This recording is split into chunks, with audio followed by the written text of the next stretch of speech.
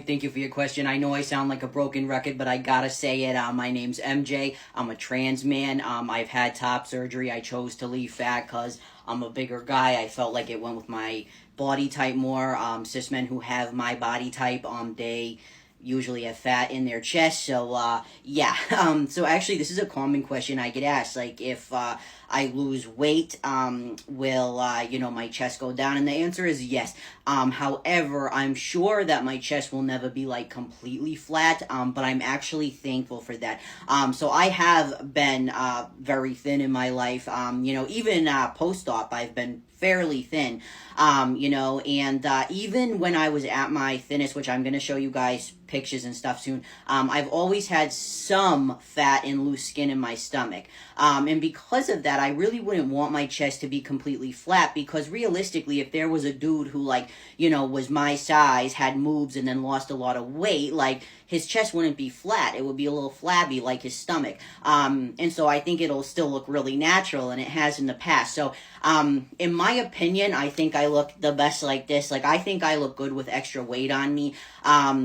I imagine, I've been trying to make healthier choices and stuff. So I'm sure, like, my weight will hopefully go down a little bit in the future, but I honestly think I look great like this. I think my top surgery looks excellent like this. But I will take you back throughout all the journeys of my top surgery and my weight.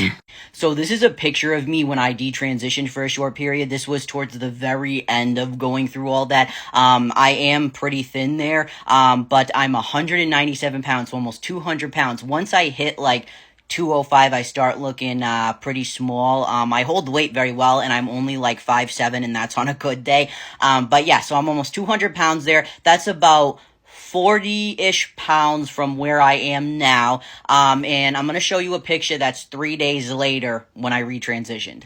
By the way, if you want to know more about that, I have tons of videos on my page.